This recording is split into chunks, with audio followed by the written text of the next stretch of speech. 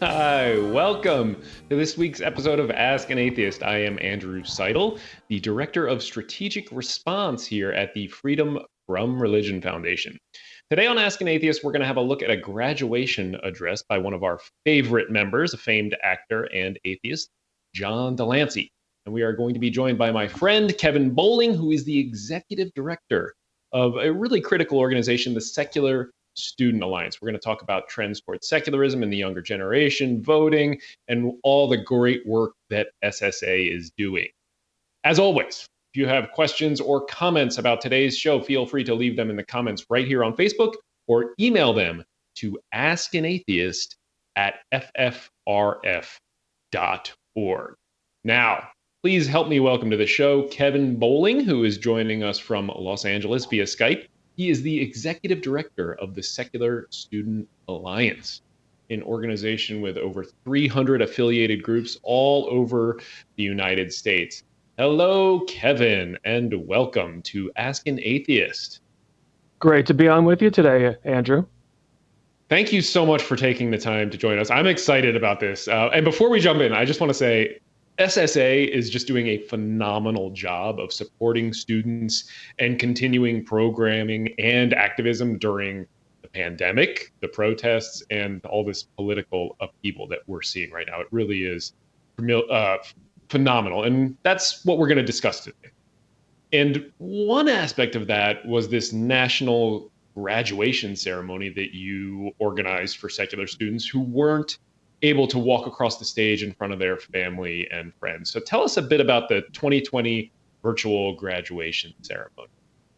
Sure, happy to. So I think it really started for us in March, when basically within a week, every campus closed. And so all of the program that we had scheduled for all of spring and our student chapters did basically just stopped. We even had students in the Bahamas as part of our secular spring break who we had to work at getting home because everything, which is clearly for everyone, just instantaneously stopped. And we had to make plans. So our staff was great. We completely switched over our programming and started offering webinars, individual hangouts for our students. So many of our students who had their friends and secular families and community on campus all of a sudden no longer have that support. And so we changed our programming to meet the needs of our students, not only our chapters that were able to continue virtually, but also our individual students. And one of the things that we quickly realized was that for many graduating students, whether that's college, university, high school, elementary school even, weren't going to be having their graduation ceremonies and to be able to experience that wonderful ritual and milestone that many of us have. And so we quickly began planning to have a virtual graduation. And I think the impetus started for our students and those that we knew were graduating. And as we started just promoting that and reaching out to our students and other members, other secular organizations to share that information, we quickly opened that up to any graduating students. So our larger secular family. So it was very nice to be able to have students who we had been working with over the past several years, and as well as some students who are in the larger secular family and member of other secular organizations. So I know FFRF was fantastic in sending that information out as well to your community. And I mean, you mentioned rituals there, and that is one thing that is so critical to a community. And this is, I think, really where SSA excels. You're building a community for students, and at the same time, you're training this future generation of secular leaders and activists. So one of the things you did for the graduation was you got all these pillars of the free thought community to send in graduation messages for these students who were going to miss out on this really just important life milestone. For some reason, you asked me to. Now, before we get to the keynote address that we're going to show, we're going to show the two very short messages that FFRF sent in from FFRF co-president Dan Barker and then myself for those students. So let's take a look at those. Hi, I'm Dan Barker. I'm co-president of the Freedom from Religion Foundation. I'm a former preacher, but don't worry, I'm not going to open with a prayer. Let's give thanks where thanks is due. To you who worked hard to achieve this accomplishment. Congratulations on your graduation. You are now entering the afterlife, where real learning begins. But this afterlife does not last forever. We hope you will find ways to truly enjoy life while making it meaningful in the decades ahead. Please keep in touch with FFRF as we work to keep state and church separate and to educate the public about the views of non-theists. Congratulations. You are graduating at an interesting time. Not only is there a global pandemic, sure, that's a thing, but you're also graduating as American religion is receding and secularism is on the rise, and that's pretty exciting. But because you're graduating in the time of Rona, you're missing out on so much of that experience. I thought that I could at least provide one of the great American graduation traditions, unsolicited advice on life. So here it is. Do good. Love blindly. Think critically. Question everything. Challenge tradition and injustice everywhere. And above all, find something bigger than yourself to fight for, because one person can always make a difference. Congratulations. So I am wearing the same shirt, but you can see I have shaved since then. So, I mean, this was really, I also enjoyed doing this. I put a lot of thought into that message. I didn't just go off the cuff. I really thought about what I would want to hear in, 30 or 60 seconds if I was a student. You had a lot of people who sent these in. Who else sent some of the videos in for messages for students? Almost every leader of all the secular organizations, and that was such an easy ask. I mean, when we sent that information out and told people what we're going to be doing, that all came in very quickly. Aaron Ra and other people with podcasts, some of our supporters for our organization. So really, getting the videos of congratulations and being part of that was extremely easy. And I think that adds. I mean, we really try with our students. For having them build a community on their campus. And one of the things that we're trying to continually tell them is they are part of this much larger movement and much larger community. So being able to share with them, from the larger secular community, the organizations, the podcasters, those sorts of people, they feel that larger family that I think exists out there, and that we want them to be part of. Once they graduate from school, they stay with the SSA. They're always a member of the SSA, but they move on with a larger secular community. It also speaks to, I think, the universality of Secular Student Alliance, right? Like, all the groups and all the activists out there support the work that you are doing and recognize how critical it is and are willing to jump in and do whatever we can to support SSA. Now, if someone missed the virtual graduation, can they still see the video? Is it up somewhere? They can. It's on our Facebook page, and we'll actually be reposting it later on today, so you can watch the whole thing. Awesome. So it is. We do have. It starts out with a little introduction. One of our students does a fantastic talk before John does his commencement address. Then we have the videos of congratulations from all sorts of members of the secular community, and then we do a slideshow of the graduating students. And I think the video online that we post has been edited from what we aired live. Many of our students, knowing that this was going to be a video that sort of was going to be out on the internet and available for a long period of time, many of our students aren't out to their families or are still concerned about being out in their communities. So by their request, and we made sure that we asked about this ahead of time, we actually edited a number of students out because they're still not able to be open. So I think we still face that as working with students and have to be very acknowledgement of that and working with them. Do you have a sense of what percentage of students come from, say, secular households versus religious households in SSA? So we know about 13% of our students who are actively involved in the SSA came from secular families. And so Clearly the vast majority of our students came from religious households, and many of their households are still very religious that they go back to.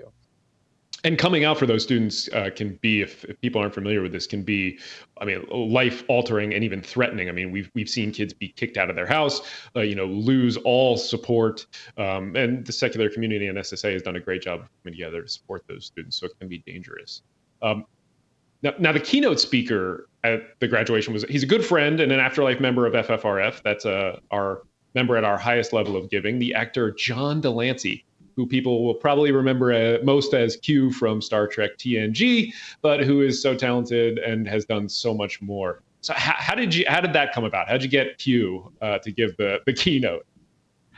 We had worked with John before, so we had a bit of a relationship, and I think he's very interested in students and youth. And then one of our mutual friends, Margaret Downey, we were communicating with her. She's like, "Would you like me to ask John?" And we're like, "Please." And so I think from him, we immediately heard back, "Yes, I would love to do this." And he created a fantastic video and message, not only message to the students, but I think message for many of us to hear. Yeah, could not agree more that this is a message that everybody should hear. It is really powerful, and we actually want to show it in its full length so that everyone can appreciate it. It's 10 minutes long, but everybody stick with it. It is worth it. So here is John de Lancie's graduation speech for Secular Student Alliance. Greetings, wherever you may be. I'm John de Lancie. Some of you may recognize me from my roles on Star Trek or Breaking Bad or any number of other shows. But today I'm speaking to you not as an actor, but rather as a secular humanist, as a person who has far more love and respect for the real world than for the imaginary one. But first, congratulations. Congratulations to those of you who just finished high school, and congratulations to those of you who just finished college. Bravo to all of you who worked hard and got the grades.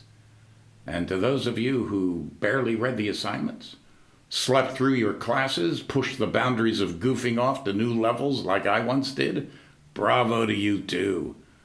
Whether you are graduating summa cum laude or skin of your teeth, you've made it.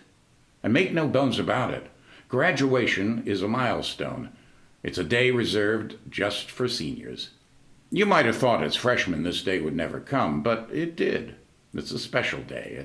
It's a special week. Getting your diploma in front of family and friends is important. The parties, the proms, I think I already said that part, are all part of the celebration. Whether you're graduating from high school or from college, today you are on the launch pad, fueled and ready to go. Next stop, the future. Except, hold on. There's a glitch, a problem, a what? A worldwide pandemic? Just like in the movies? And all of a sudden the best part of your senior year is cut short and the springtime ramp up to graduation has been replaced with hurried goodbyes, anxiety, quarantine, and Zoom? It sucks. There's no question about it. And yet in the midst of this disappointment and tragedy, you need to remain optimistic, as difficult as that may sound. Your future depends on it, because as dark and scary as these things may be today, there are opportunities that are going to be opening up that only come around once in a generation. A new world is going to get shaped out of this mess, and as secularists, you are particularly well suited to do the shaping. This is not the first crisis to befall humankind, nor will it be the last. Each generation has its particular challenge. I think about my parents and how they must have felt at 18 years old when their lives were suddenly turned upside down. Saturday night, December 6th, 1941, they were at the movies, looking forward to Christmas and New Year's. Their future was all worked out, or so they thought. The next morning, in the blink of an eye, the party was over, as a whole new reality came screaming into their lives. How frightened and scared they must have been those first months as the world exploded around them. And yet it didn't take long before they understood the challenge they faced, rose to the occasion, and ultimately created a whole new world out of the old one, just like you will do. My parents' generation achieved extraordinary things. They built a world in which democracy triumphed over fascism and dictatorship, a world where cooperation and international institutions replaced might makes right, where out of the ashes of World War II came an unprecedented period of prosperity, both for the victors and the vanquished. where billions of people worldwide were lifted out of poverty, where parents no longer had to fear losing their children to measles or polio. And if that weren't enough, in a supreme feat of optimism and creativity, they landed on the moon. Pretty impressive. But along with those successes was a dark side. Theirs was a world of inequality, a world limited by race, gender, sexual orientation, a world of consumption and extraction without regard for sustainability, a world where one political misjudgment and the push of a button could annihilate the human race. That's the world my generation inherited when we graduated. A war in Vietnam, race riots at home, political assassinations, and what did we do? Well, like most every generation, we started out with best intentions. We helped to end the Vietnam War. We fought for the civil rights of minorities, women, gays, people of color. We started the sexual revolution. We innovated and turned the richness of American music, art, comedy, film, and television into the world's most attractive brand. We invented the personal computer, the internet, and an entire digital economy in which a majority of you will probably make your careers. We traveled the world like it was our backyard. But as my children remind me, that's not all we did. We happily reaped the benefits from the investment our parents made in education, infrastructure, and institutions, then pulled the ladder up behind us. We even celebrated the obscene accumulation of wealth in the hands of a few, with no regard for what it does to the many. We borrowed and borrowed, never wanting to pay the piper. We choked the earth with pollution and then convinced ourselves that your generation should take care of it. We incarcerated more of our fellow citizens than any other country on earth. We shrugged and turned away when our own children were gunned down in their classrooms. We corrupted the political system with vast sums of hidden money. We turned news into entertainment and lying into a political norm. And because we didn't go to the moon ourselves, out of envy, we concocted conspiracy theories about how it never happened at all. And as the years wore on, some of us became very small and petty. There's a reason why we're called the me generation. Crises have a way of exposing both the best and the worst, and this pandemic is no different. As secularists, these last few months have shown with brutal clarity that the future does not and cannot belong to the liars, the magical thinkers, the bloviators, the science deniers, to those who are too lazy to actually know anything except for what their gut tells them, as ample as that may be. The future belongs to you, and the forging of that future will require what you possess in abundance: reason, truth-telling, critical thinking, and courage. Oh, and also belief. Now, I know that that's a strange thing to say about people like us. I mean, we're used to being defined by what we don't believe. You don't believe in God? You don't believe in the Bible? You don't believe in the blood of the Lamb? You got it. I don't. I believe that truth is more powerful than fiction, that ideology, dogma, and groupthink is dangerous and should always be challenged. I believe in fairness, tolerance, and equality. And I'm happy to say that these last few months, as tragic as they have been, have provided us with shining examples of what matters most: facts, truth, and caring, as health professionals and scientists around the world battle to save us all. People love to say that there are no atheists in foxholes, but my experience is that when the shit hits the fan, there are no anti-vaxxers or magical thinkers in a pandemic. Well, unfortunately there are. But we all know Darwin will eventually take care of that. What's important for you to know is that my generation's influence is coming to an end, and that this crisis, positioned a few months before an election, provides you with a unique opportunity not just to clean up, but to clean out. Today, your graduation day is an invitation to imagine your future and to achieve it. You don't like $72,000 a year colleges? I don't blame you. You want to breathe clean air and drink pure water? You should. You want to be paid a living wage? I agree. You want health care? Absolutely. Social justice? It's all within your reach. There's already a push to get things back to the way they were.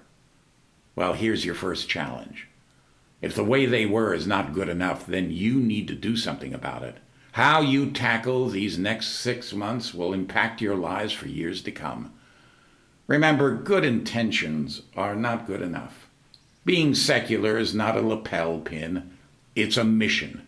Today, more than ever, we need leaders. We need visionaries. We need a whole new conversation. That's why you must remain optimistic and active. Your time is now. In the coming months, the forces of bigotry, ignorance, and fear are counting on you to remain on the sidelines. Surprise them. Be smart. Be strategic. Be secular. The world needs you. See you out there. Just so good. I mean, a new world is going to get shaped out of this mess, and as secularists, you're particularly well placed to do the shaping. Being secular is not a lapel pin, it's a mission. Just so good. A great speech to inspire. So bravo, Kevin. Nice get. Well, thank you. Yeah, and we're happy to have John do that. So it's a great message. And again, I think for all of us, especially now for 2020, I think the emphasis on the need for evidence-based policy and moving forward. And I think with the youth continuing to get more and more and more involved, and we've seen that not only this year, but I think with even starting with I would say gun rights movement, but guns in schools. So we're going to continue to see that. And we're making sure that we're sort of preparing our students to be, and part of our mission is preparing their students to be lifelong activists. So we want them to take what they're learning and apply that the rest of their lives. Yeah, I mean, that was a great speech to inspire, and that is a big piece of what SSA does. It inspires and trains the next generation of leaders. So how can people support that mission? Where can they go to donate to SSA? We would love that. So the easiest place is go to our website, secularstudents.org. There's a button at the top that says donate, or secularstudents.org/donate. So that will get you there. We do monthly, one-time, planning. So please, support us. And really, the money that we and the support that we get goes to our students to directly help them, whether right now, on their campuses or individually, as they need that assistance.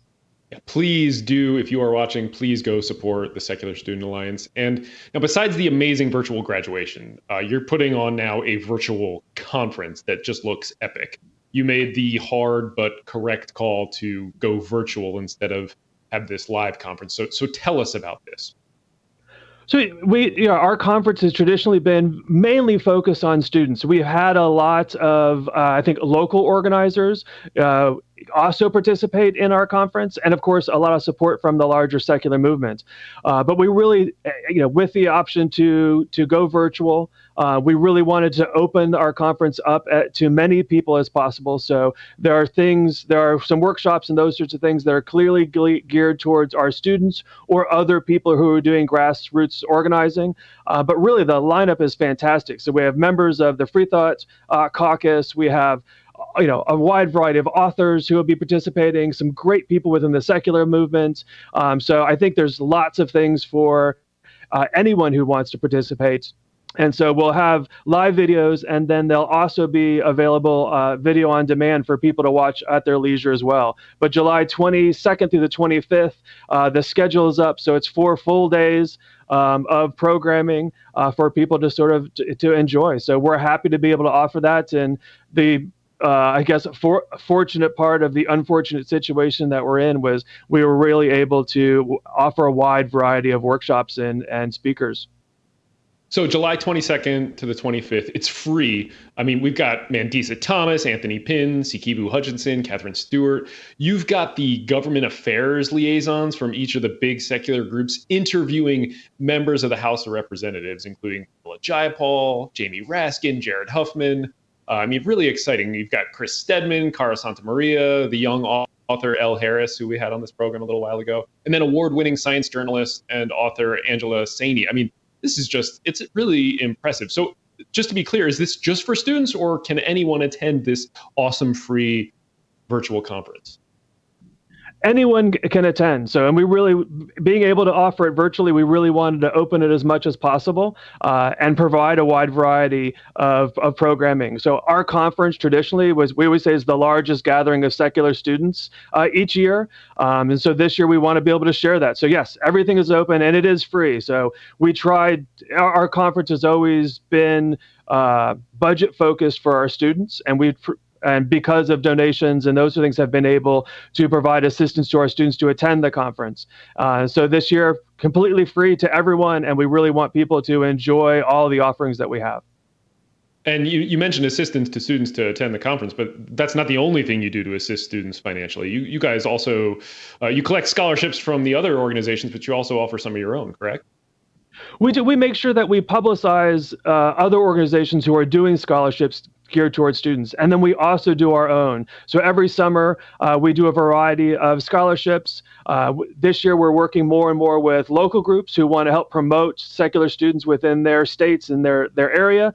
So, but last year, I think we had about 1,300 applicants for our scholarships. And so we'll announce that and open that process during our conference is what we do every year. We'll close that at the end of August, and then we'll do our scholarship awards that are making those announcements. So we're very fortunate. We have people who donate specifically to help with the scholarship programs. And again, 100% of that money goes directly to the students.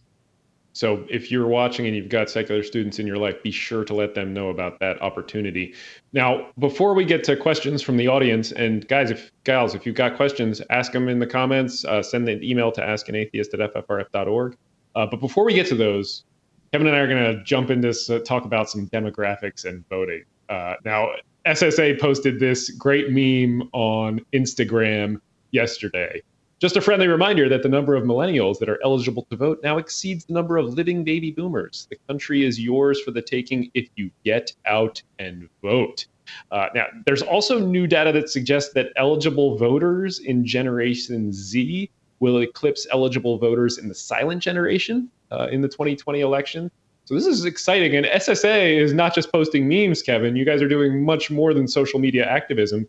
You're now running the Secular America Votes program. So tell us about that. So Secular America Votes, and really it's a collaboration amongst many of the secular organizations, of which FFRF is a component of that as well, and a wonderful supporter of our intern. But really we want to make sure that as many secular people, and as many people as possible, are out there voting. So the Secular America Votes website, you can register to vote. You can check your status. You can request a mail-in ballot, which we think is going to be highly, highly important. And then we're really working with other secular organizations about getting out the information. Get registered to vote. Make sure you go vote, because it makes a difference. And I think we know that younger and younger people are becoming more involved with voting, and we've seen that their increased level of activism and concern for what the future world that they are going to be inheriting from the rest of us. So we're super excited that our students are out there doing voter registration drives in 2018, and we're interested to see and planning for a big virtual component to that in the upcoming 2020. But we know students will be back on campus and having voter registration drives, and local people will be doing in their community. So part of that, the Secular America Votes also arms those groups with the resources they need to be able to go out to their own communities, their own campuses, to do voter registration effectively and efficiently and legally. So again, the goal is to get as many people to vote as possible. And clearly we have an invested interest of secular people going out and getting out there and voting as well. Yeah, one of the things that we're seeing is that the secular community is really beginning to coalesce as a voting bloc and therefore as a political power. And there is just untapped raw political power there if we can make that happen. If you're tired of hearing politicians pander to Christian nationalists, this is one of the things that we can do. Get out and vote. And Secular America Votes is doing great work on that. When Wisconsin had to vote in the election in early April, one of the things we had to suffer through was voting in person during the pandemic. It became very clear to those of us working at the Freedom from Religion Foundation that voting by mail was not just a human rights issue, but it was also a secular issue. And we posted a statement immediately up on our website explaining that. And have been really excited to do this work with Secular America Votes, sponsor the intern that SSA has. So I'm really excited to see where this is going, and I think it is absolutely critical to the future of secular movement. Definitely. Now, we're going to take some questions from our viewers, and we had a couple roll in early, so we're going to go ahead and do those first. Again, if you've got questions, go ahead and put them right there in the comments. So David Baldock asks, what's the FFRF's position on allowing public schools to have a moment of silence?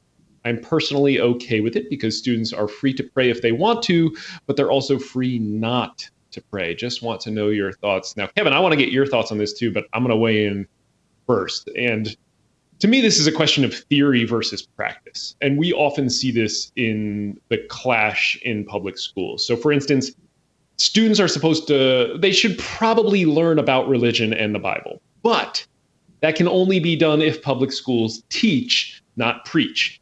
If they educate, not indoctrinate. And unfortunately, in practice, they are always crossing that line. Teachers are always crossing that line and promoting their personal religious views and imposing them on other people's children. And that's the same thing that you have happening with moments of silence. So moment of silence sounds like a good idea in practice for the reasons David mentioned, but it's actually not. And the Supreme Court has looked at this very issue. In 1985, in a case called Wallace versus Jaffrey, the state had a 1-minute moment of silence to start each day. The moment was for meditation or voluntary prayer. And immediately, minority religious and non-Christian kids were outed, alienated, they were otherized. And that's because religion is divisive. This is one reason that we have a separation of state and church in this country in the first place. In a democracy, you have to keep state and church separate if you want it to survive. Religion is too divisive to allow into that arena. And it's also totally unnecessary.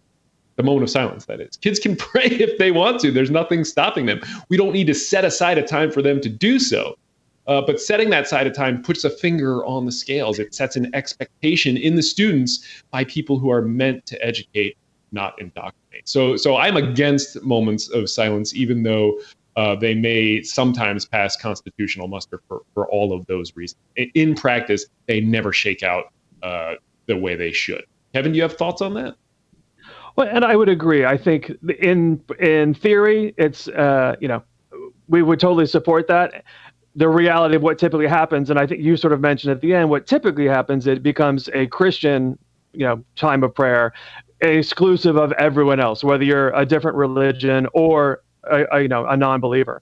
So, and I think we often find for our students who do a lot of interfaith work, our allies are often Muslim, Hindu, and then LGBT students who often feel are on that minority edge within college campuses and high schools. So the Christian nationalism is what we typically see happening in the schools. And if it's going to happen, we'd like that to be, if they're going to have a time of moment of silence, let that be open to everyone. But again, I think in theory that tends not to work very well. And I think you also have what we've seen lately, and I think FFRF was this in Ohio with students, and the governor just signed the bill which allows religious freedom for students. But really what it does is it specializes and gives special rights to Christian students on campuses. So students already have the right to prayer anytime they want. So that has never been, that has always been upheld, and students have that ability. Yeah, exactly. The Constitution already does that. Anything else is favoritism. So we got another interesting question, and it actually came with a screenshot. So it came in through email, I believe, earlier today or last night. Jay asks, is this kind of endorsement legal? Okay, so if you can't see that, it shows a pastor and members of a church coming to a police department's roll call. So that's basically their morning staff meeting, and saying a prayer. And this was posted on the Facebook page for the police department. So yeah, that's a problem. So first thing to do is, if you see something like this, report it to the Freedom from Religion Foundation. It's really easy to do. You just go onto the FFRF.org, our website, click on the legal tab, and then report a state church violation. Give us all the information. You can send in screenshots. You can see the legal tab right there next to About FFRF. And give us all the information you can. We will keep your contact information and your identity completely confidential. So we will step in and we will write to that police department and explain why what they were doing was wrong. Having a preacher come into a staff meeting to say a prayer for everybody is not allowed when you are a government entity. That's imposing religion on government employees. And the Seventh Circuit U.S. Court of Appeals has looked at this exact issue, by the way, in a case out of the Milwaukee Sheriff's Office. So yes, that's problematic. It should stop. But if you want to do something about this, you've got to contact FFRF, right? Report it to us and we will take action. The pandemic is on, but the FFRF legal team is still working our butts off. We're still handling 4,000 to 5,000 state church complaints every single year, including kids who are ostracized during moments of silence in their public schools, and police departments imposing prayer on their employees. Those are the kind of things that we do. Okay. So we've got another question from Richard Williams, who asks, did Dan Barker compose the beginning theme music at the start of Ask an Atheist? Yes, Dan Barker did. For those of you who don't know, Dan is a very talented musician and pianist. And he's got a number of Free Thought CDs out and some jazz CDs out. All those are available at the FFRF store, which is, again, also on the FFRF website, where you can also get signed copies of The Founding Myth, my book, if you want one of those. So, yes, he did compose that. He also composed our hold music. So if you ever call FFRF and you get put on hold, you'll hear a medley of Dan's music. And sometimes I leave opposing counsel on to listen to that music if they're being rude for some reason. So that happens too. And it looks like that is our last question for the day.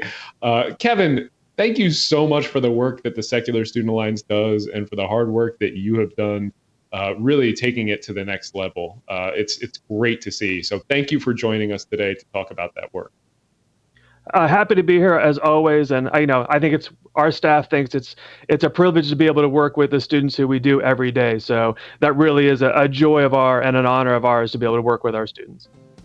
Thanks for joining us, Kevin. Please go support the work of the Secular Student Alliance if you can, and thank you for joining us on FFRF's Ask an Atheist. If you want more information about FFRF, visit that website, ffrf.org.